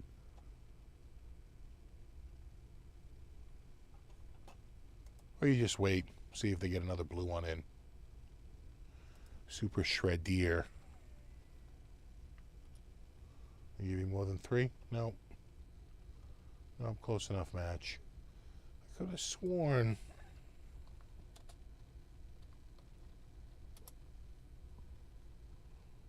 Yeah.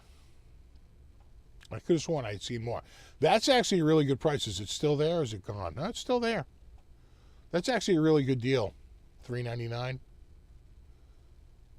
And normally I jump all over it, but it doesn't have the special pickup, right? It doesn't have the, Sustainiac. And that was sort of the whole point, right? To get the Sustainiac. So it was a bit, but $3.99 is a good price for that.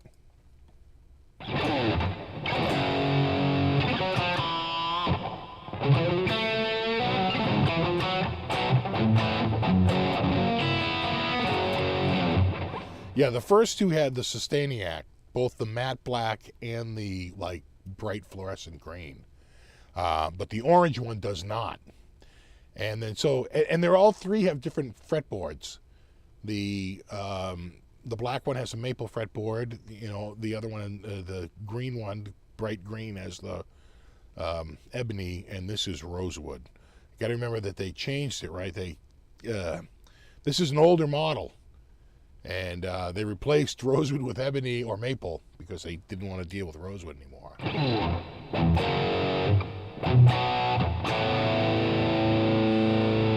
Hey, what's up, Papa Blue?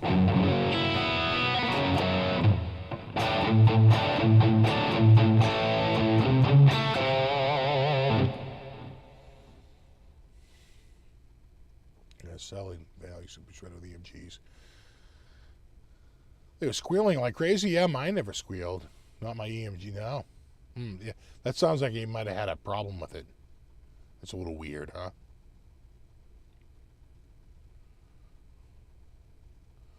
A silver tone, Paul Stanley. I don't think I know that one.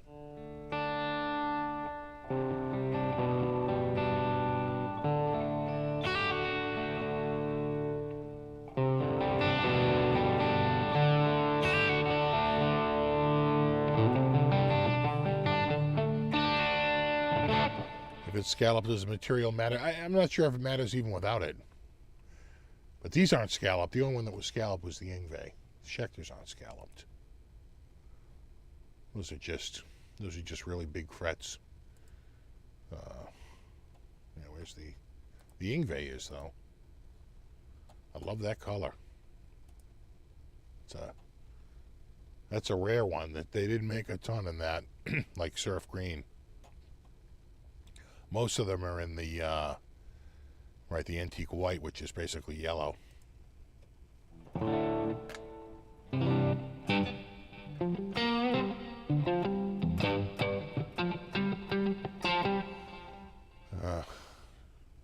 Not active. Remember, they're retro EMGs. Yeah, but my retro actives, they all take batteries. It's still active.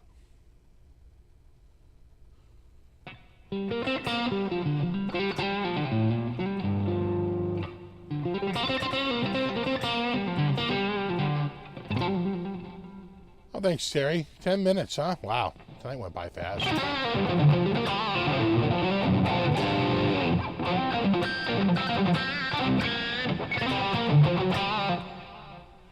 You have to get some lobster rolls when you're back in Massachusetts. Yeah, I have I had one yet this year? I don't think I have. My wife's had like 2 or 3 already. I'm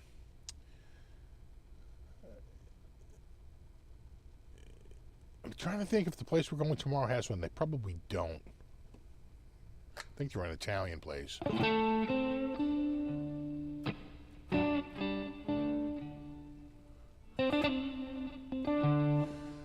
Question, do you run a dehumidifier in your basement? I do.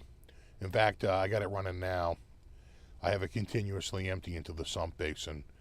And then I actually have one upstairs because it just gets too humid in here. The one thing my air conditioner is not very good at, and it relatively speaking, to if nothing, it's great, but it's still kind of muggy in here. You know, I swear I think he kind of underpowered this. I don't think it's quite strong enough to take the whole house and really cool it down.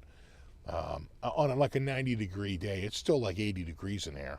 You know, can't get it any colder, and it just, it feels it's underpowered. Every other person who came and looked at it quoted this house as a 4-ton. One guy quoted a 5-ton, and this guy put in a 3-ton. And I just think that 3-ton is just probably just too not cold enough, right? It just can't quite get cold enough.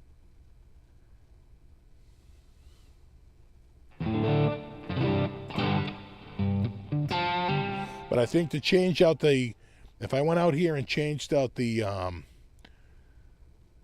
the condenser,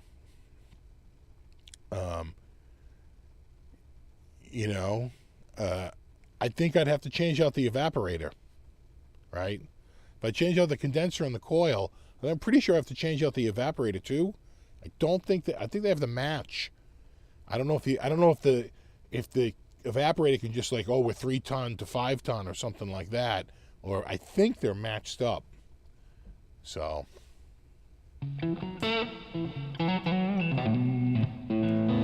No, never fixed the flooding problem. So we still get it like once a year. Last time it flooded in here was last December 1st, and then again on Christmas. We had a major, major rainstorm on Christmas. It was brutal.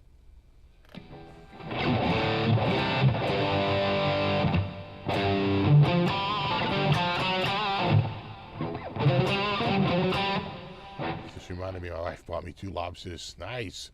And a Dungeness crab for Father's Day. Might have to dip into one of the lobsters. There you go.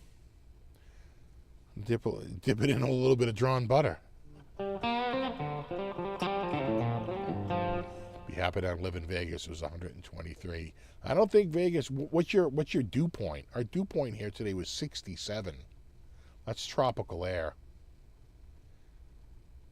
You know, what's the in Las Vegas? If I went to Vegas right now.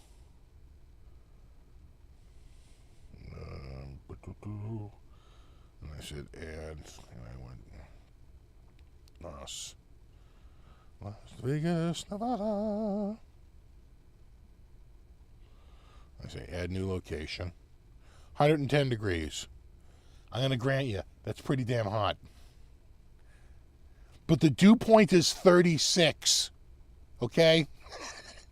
36. Oh my God.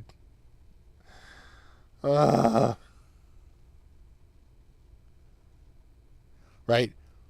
When the dew point is low, your feels like is lower than your actual. So 113 feels like 104. We're the complete opposite.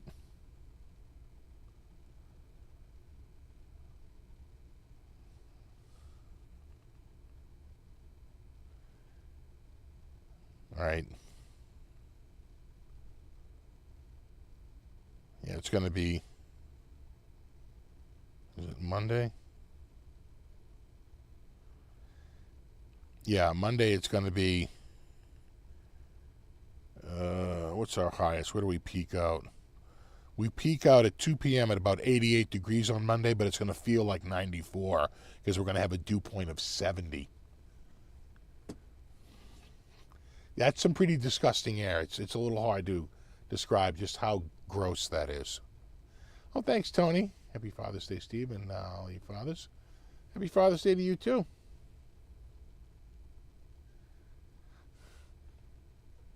Again, a dew point of 45. Anything under 50. Certainly anything under 40.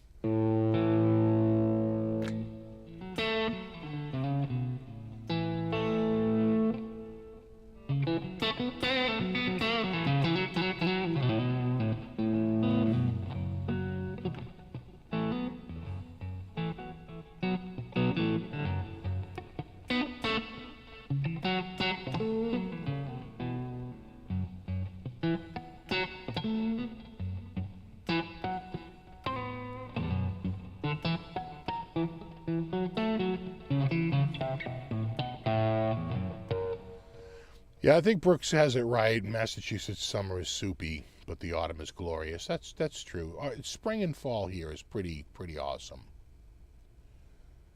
You know, you get wonderfully sunny days, crispy air, you know, especially the fall. Get the colors out and everything. Yeah, it's pretty good. The sun is still strong, pretty crispy. Love the fender you have, big headstock. Yeah, this is a good one.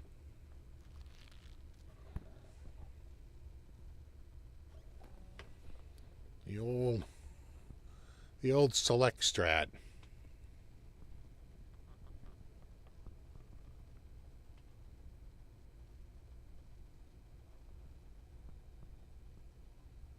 Kind of see the figuring on the neck.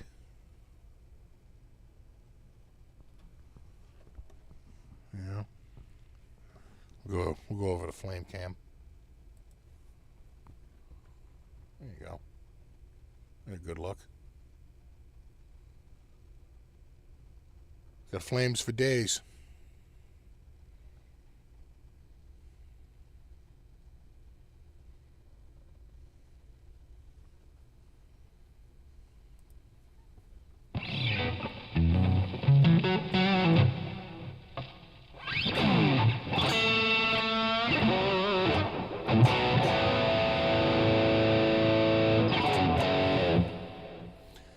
Chance to play the reverse headstock Kramer Sol Plus? No, I have not. Kramer's coming out with a lot of new amazing guitars. They're making quite the bounce back, you know, from 4 years ago.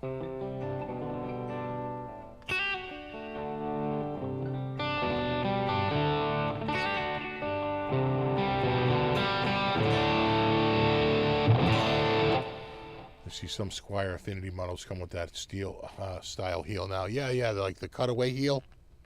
Yeah, it's sort of a Fender thing. They cut this corner right there. It's a nice touch. Kind of a Fender thing. I like it.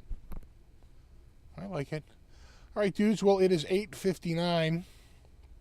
I'm sure everybody up there is looking to get released from the second floor lockdowns. So yeah, it's time to free the family. So thanks so much for hanging out. I hope I clarified the murkiness that is the Origins case. And I'll see you in a week. And I'll probably have some videos out this week because it's going to get hot.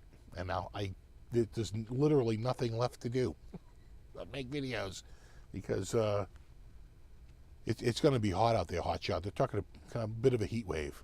So there you go. All right, dudes. No, you rock. Thanks for hanging out. Super thanks to everyone for hanging out, and extra special thanks to anyone who contributed tonight. Really appreciate that. And, of course, massive shout-out to my mod squad. Really appreciate you guys keeping things in order. Much appreciated. All right, dudes. I'm off.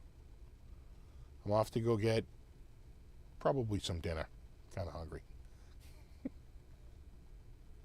And there you go. All right. No, you rock. All right. I will see you in a week. Until then, have a wonderful week. And I'll catch you in 7 days. And I will have a show, I think, next week. And the week after, even though it's the 4th of July weekend. It's really the 3rd of July. I don't care.